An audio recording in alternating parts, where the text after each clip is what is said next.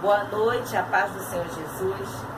Mais uma noite que nós vamos estar reunidos para trazer uma palavra de Deus para os nossos corações. Mas antes de começarmos este culto, pequeno culto, nós vamos estar fazendo uma oração em nome do Senhor Jesus. Amém? Maravilhoso Deus, eterno Pai, Pai amado, Pai querido e Pai bendito, no nome do Teu Filho amado, nosso Senhor e Salvador Jesus Cristo, ó Pai, mais uma noite, Senhor, que estamos reunidos na Tua presença, Senhor Deus, e eu te peço no nome de Jesus que esta palavra, Senhor, possa chegar, Senhor Deus, aos lares, e que essas pessoas, ao receber a Tua palavra, Senhor, possam analisar, Senhor Deus, a palavra, analisar suas vidas da forma que estão vivendo, Senhor, para que aquilo que não estiver de acordo com a Tua palavra possa ser colocado no lugar, para que possa agradar o Teu coração. Porque a palavra sempre nos corrige, a palavra sempre fala conosco, para que nós possamos assim arrumar tudo aquilo que estiver desarrumado. E que essas pessoas possam receber, meu Pai, essa palavra, Senhor, com o coração aberto, com a mente aberta, Senhor. Porque, Senhor Deus, quando recebemos a Tua palavra, sabemos que grandes coisas acontecem na nossa vida. Por isso, Senhor Deus, eu já quero te agradecer, Senhor, em nome de Jesus. Amém. Muito bem. Vamos abrir a nossa Bíblia no livro de Jonas, no capítulo 1. O livro de Jonas é um livro pequeno, tem 4 capítulos. Eu vou ler o capítulo 1 e vou estar explicando sobre esse livro, O livro de Jonas. Jonas era um profeta, E ele tinha um grande chamado de Deus. E ele resolve desobedecer às ordens de Deus. Então eu até preguei na igreja sobre essa palavra, e justamente foi: não rejeite o seu chamado. Jonas, ele tinha um chamado, ele resolveu rejeitar o chamado de Deus. E quando nós rejeitamos o chamado de Deus, quando temos um chamado e rejeitamos, acabamos pagando o preço. Foi o que aconteceu com Jonas. Amém? Vamos aqui. Jonas, no capítulo 1. E veio a palavra do Senhor a Jonas, filho de Amitai, dizendo: levanta-te, vai à grande cidade de Nínive e clama contra ela, porque a sua malícia subiu até mim. E Jonas se levantou para fugir de diante da face do Senhor para Tarsis, e descendo a Jope achou um navio que ia para Tarsis. Pagou, pois, a sua passagem e desceu para dentro dele, para ir com eles para Tarsis de diante da face do Senhor. Mas o Senhor mandou ao mar um grande vento, e fez-se no mar uma grande tempestade, e o navio estava para quebrar-se. Então temeram os marinheiros e clamavam, cada um ao seu Deus, e lançavam no mar as fazendas que estavam no navio, para o aliviarem do seu peso. Jonas, porém, desceu aos lugares do porão e se deitou, e dormia um profundo sono. E o mestre do navio chegou-se a ele e disse-lhe: que tens dormente? Levanta-te, invoca o teu Deus. Talvez assim Deus se lembre de nós para que não pereçamos.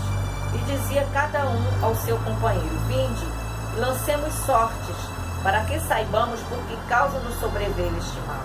Lançaram sortes, e a sorte caiu sobre Jonas. Então lhes disseram: declara-nos tu agora por que razão nos sobreveio este mal. Que ocupação é a tua? De onde vens? Qual é a tua terra? E de que povo és tu? E ele lhes disse: eu sou hebreu e temo ao Senhor, o Deus do céu, que fez o mar e a terra seca. Então estes homens se encheram de grande temor e lhes disseram: por que fizeste tu isto? Pois sabiam os homens que fugia diante do Senhor, porque ele lhe tinha declarado. E disseram: que te faremos nós para que o mar se acalme? Porque o mar se elevava e engrossava cada vez mais. E ele lhes disse: levantai-me e lançai-me ao mar, e o mar se aquietará. Porque eu sei que por minha causa vos sobreveio esta grande tempestade. Entretanto, os homens remavam, esforçando-se para alcançar a terra, mas não podiam, porque o mar se ia embravecendo cada vez mais contra eles.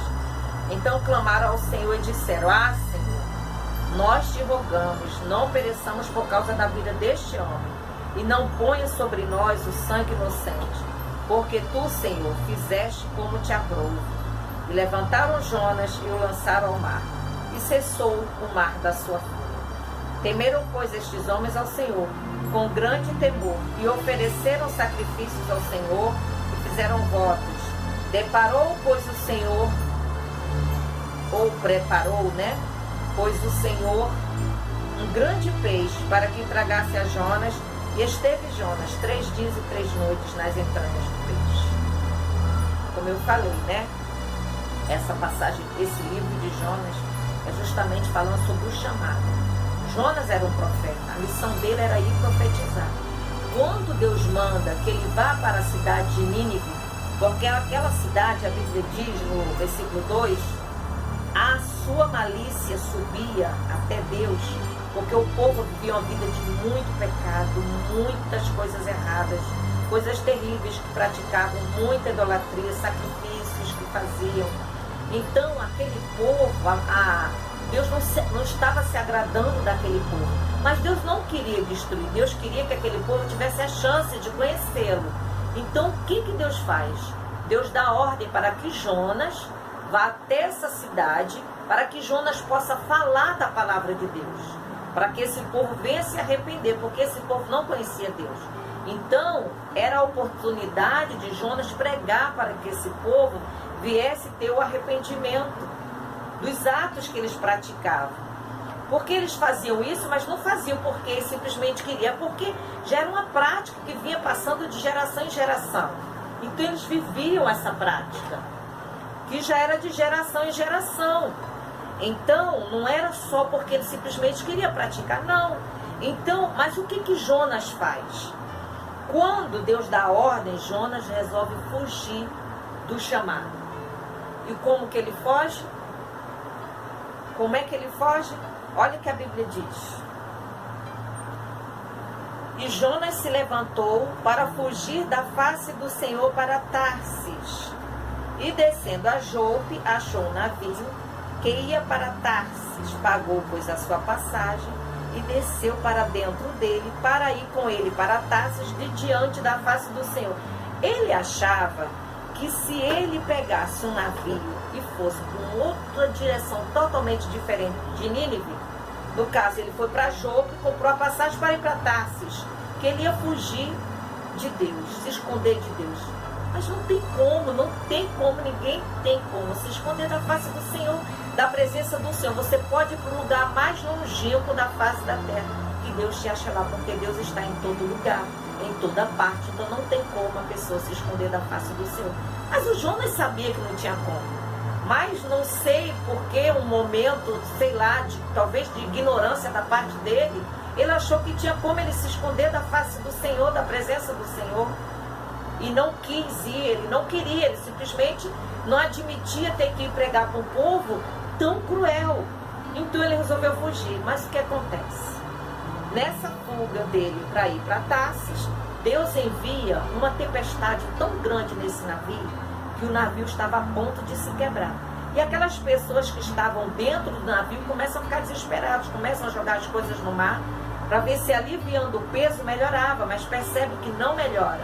Começam a lançar sortes um pelo outro para ver, e cai sobre Jonas. E eles vão em cima de Jonas. Quem é você? Olha o que eles perguntam para ele. Lá no versículo 8. Declara-nos tu agora, por que razão nos sobreveio este mal? Que ocupação é a tua? De onde vens? Qual é a tua terra? E de que povo és tu? Porque eles lançaram sortes e a sorte caiu sobre Jonas. Então eles pensaram, se está acontecendo alguma coisa, a culpa é dele. E ele fala no versículo 9, eu sou hebreu e temo ao Senhor, o Deus do céu que fez o mar e a terra seca. Então ele conta a sua história. Então o que os homens fazem?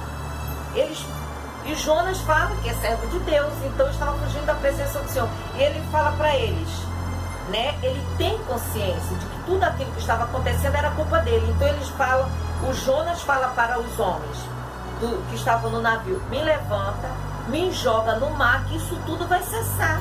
Lá no versículo 12 ele fala isso, mas eles falam, não, eles ficam com medo, porque depois que Jonas fala para ele sobre o Deus Todo-Poderoso que Jonas servia, e eles viram o poder de Deus da maneira que o mar ficou, eles ficaram com medo do que Deus podia fazer com eles. E Jonas fala, não, me joga no mar que isso vai cessar. Mas eles mesmo assim insistem em remar para ver se ainda tem jeito, e não adianta. Então no versículo 14 eles clamam ao Senhor e dizem: ah, Senhor, nós te rogamos que não pereçamos por causa da vida deste homem, e não ponha sobre nós o sangue inocente, porque tu, Senhor, fizeste o que te aprove. Eles clamam a Deus, porque eles iam pegar Jonas e lançar Jonas ao mar, mas eles estavam com medo do que Deus podia fazer contra eles. Porque o que acontece? Jonas, ele tinha uma missão. Ao falhar nessa missão, quando ele desobedece, resolve fugir, ele coloca outras pessoas na luta. Porque essas pessoas, esses homens não tinham que estar passando por isso. Passaram pela desobediência de Jonas. Muitas das vezes, quando Deus quer que nós façamos algo, Deus nos dá uma ordem, uma missão para a gente fazer, a gente sabe que tem um chamado, que a gente tem que fazer, e quando a gente não obedece, muitas das vezes, nós começamos a passar lutas, as pessoas que estão em nossa volta começam a passar lutas por causa da nossa desobediência. Então que você que está ouvindo, analise a sua vida. Se Deus tem um chamado na tua vida, não rejeite esse chamado, não faça como Jonas. Jonas se acovardou, Jonas não quis obedecer, e olha o que acontece com ele. Por causa dele, pessoas estão perecendo, porque ele não quis obedecer o chamado de Deus. Mas aí o que esses homens fazem? Lançam Jonas ao mar. E a Bíblia diz que na mesma hora o mar cessa, o mar se acalma. Aí no versículo 16 fala assim: temeram, pois, estes homens ao Senhor com grande temor, e ofereceram sacrifícios ao Senhor e fizeram votos. Aí eles fazem votos ao Senhor, porque na mesma hora que eles jogam Jonas no mar, tudo cessa, tudo se acalma. Então eles realmente, eles viram o poder de Deus, viram na tempestade, viram depois quando jogaram. De alguma forma, essa luta que eles passaram serviu para eles também ver o poder de Deus, experimentar do poder de Deus, conhecer um pouco sobre Deus, porque Jonas fala de Deus para eles. Então, de alguma forma, também eles tiveram um contato com Deus, e um contato bem profundo, porque eles viram o poder de Deus na vida deles. Então, logo depois, quando eles jogam Jonas ao mar, Deus prepara um peixe. Quando Jonas vai afundando, quando já está quase morrendo, perecendo, Deus envia um peixe que engole Jonas. A Bíblia diz que foi um grande peixe, né? Muitas pessoas costumam falar a baleia, né? Até nas historinhas bíblicas fala-se muito da baleia, mas na verdade a Bíblia não diz, fala um grande peixe que engole Jonas. E Jonas fica 3 dias e 3 noites no ventre do peixe. E durante esses 3 dias, essas 3 noites, Jonas faz uma reflexão da sua vida. Jonas ora, pede misericórdia ao Senhor, clama ao Senhor. E o Senhor, o que ele faz? Ele depois prepara o peixe vomita Jonas no mar, numa praia. E Jonas ali, ele tem a oportunidade, mais uma chance que Deus dá a ele, para que ele vá e pregue para a cidade de Nínive. E ele vai para essa cidade, e ele prega para essa cidade. Ele prega e fala para o povo, para que o povo venha se arrepender. Ele fala de Deus, ele fala do que Deus quer para o povo. Ele fala para que o povo venha se arrepender. E quando ele vai para essa cidade, ele começa a pregar para o povo começa a crer em Deus e começa a realmente ver o que eles realmente faziam. O que eles faziam era errado. E o que é que eles fazem? Eles resolvem fazer um jejum. E o rei decreta esse jejum, proclama um jejum. E durante 3 dias, não só as pessoas, mas do maior até o menor e os animais, durante 3 dias, eles não comeram, eles não beberam, se vestiram de saco até os animais. E o próprio rei tirou suas vestes reais, se vestiu de saco e se sentou em cinzas. Era a forma de eles se humilharem diante da presença do Senhor. E eles fizeram isso durante 3 dias. E enquanto Jonas pregava, Jonas falava que se eles não se arrependessem, que se eles não colocassem as suas vidas na mão de Deus, em 40 dias Deus ia destruir tudo. E eles fizeram esse jejum e Deus se agradou do que eles fizeram para ele, porque Deus viu que verdadeiramente eles se arrependeram, que verdadeiramente eles tinham mudado suas atitudes e que eles creram em Deus. Aí lá no capítulo 4, né, o Jonas, ele simplesmente, porque o que o Jonas pensava? Eu vou lá, vou pregar e Deus vai destruir tudo. Só que Deus não queria destruir. Ele queria que Jonas fosse pregar para que o povo viesse se arrepender, para que Deus salvasse. Porque era muita gente naquela cidade. Deus queria que o povo viesse se arrepender e não destruir a cidade. Então, depois que Jonas prega, Jonas se afasta, vai para um lugar longe da cidade.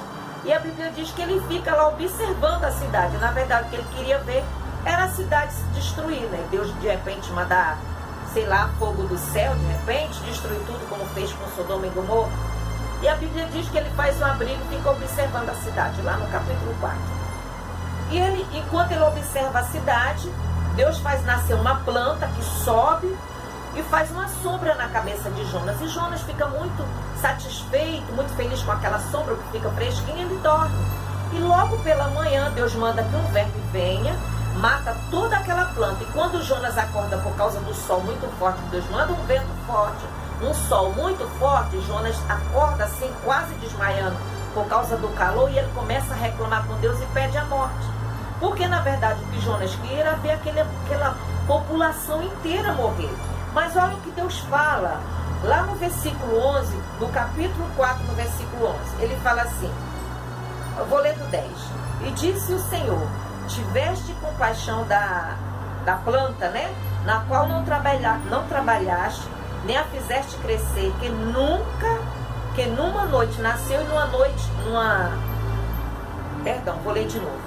E disse o Senhor, tiveste compaixão da planta, na qual não trabalhaste, nem a fizeste crescer, que numa noite nasceu e numa noite pereceu. E não hei de eu ter compaixão da grande cidade de Nínive, que estão mais de 120 mil homens. Gente, 120 mil homens, que não sabem discernir entre sua mão direita e sua mão esquerda, e também muitos animais. Agora você vê, Jonas teve compaixão da planta, que nasceu e que morreu. Qual foi o trabalho que Jonas teve com a planta? Nada. Ele ficou feliz que foi uma sombra gostosa para ele. E ele reclamou com Deus, e ele pediu que Deus devia matar ele por causa disso. E ele não queria ter compaixão, mas Deus teve compaixão dele.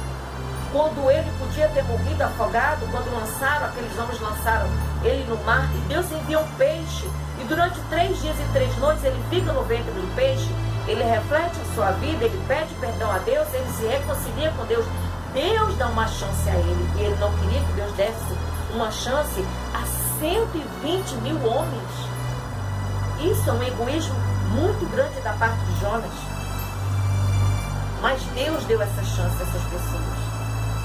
E Deus, através da palavra que Jonas pregou, Deus livrou essa cidade, esse povo, essa população da morte. Porque esse povo se arrependeu e esse povo creu em Deus. E aí Deus deu esse livramento. Então, quando Deus te der, se você tem um chamado, não rejeita. Vai e faz a obra. Mas não pensa, vou fazer e vai ser do meu jeito. Não, é do jeito de Deus.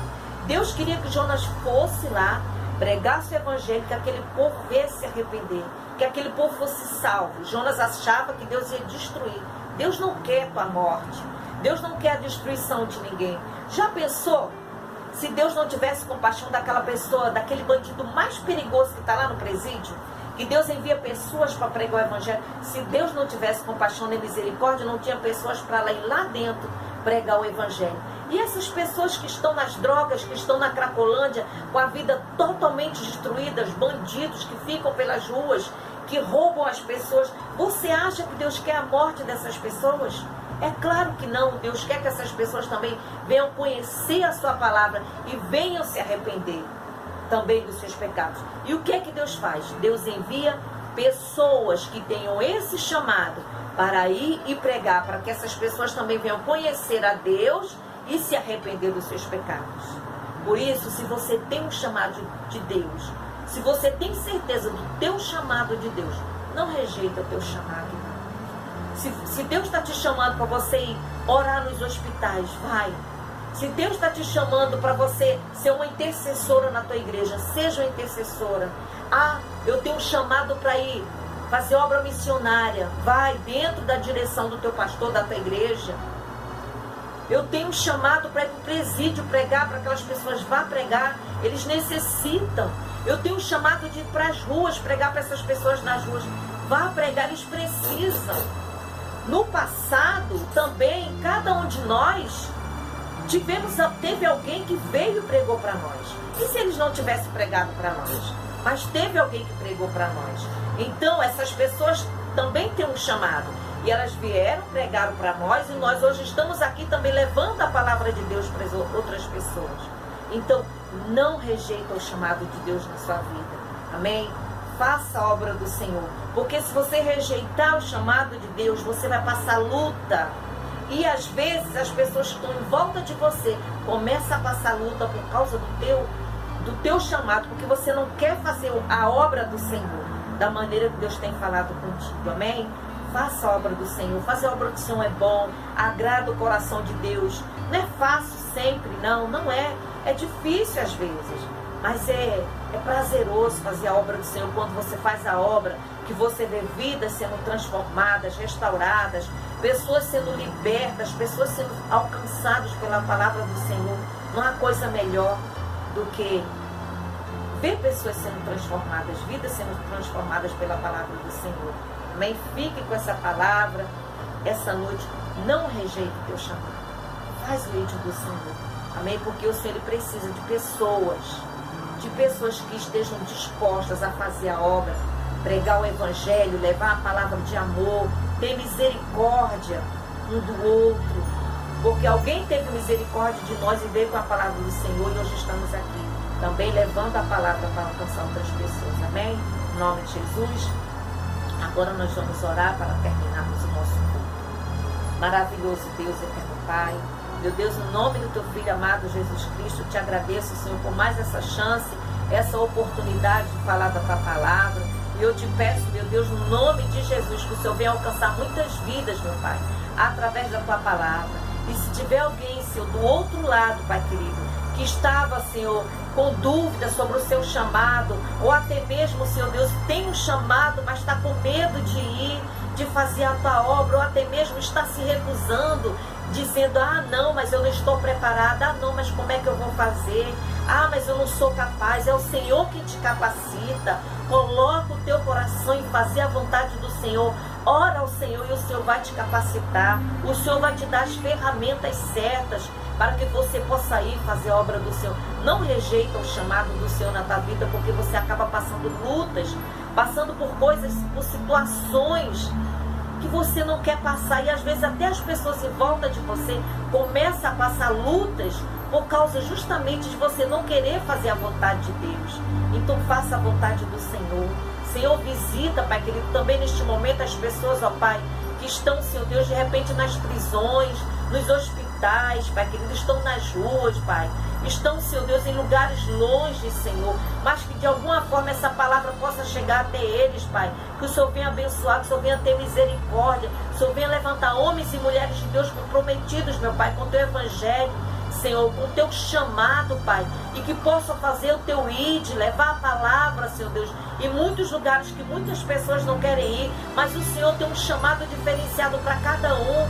Então, capacita, Senhor, para que essas pessoas possam levar o teu evangelho, a tua palavra, possam levar a tua palavra de amor, de misericórdia, que muitas vidas possam ser alcançadas, salvas, libertas, para a honra e glória do teu nome, meu Deus. Muito obrigada, Senhor, por mais essa chance, por mais essa noite, por mais essa oportunidade de falar da tua palavra, Pai. Eu te agradeço, no nome de Jesus. Amém. Amém. Sejam ricamente abençoados no nome do Senhor Jesus. E se você quiser fazer uma visita à nossa igreja, sempre tem a descrição aí no vídeo, faça uma visita. Eu tenho certeza que você será muito bem-vindo lá. Amém? Em nome de Jesus, fique na paz.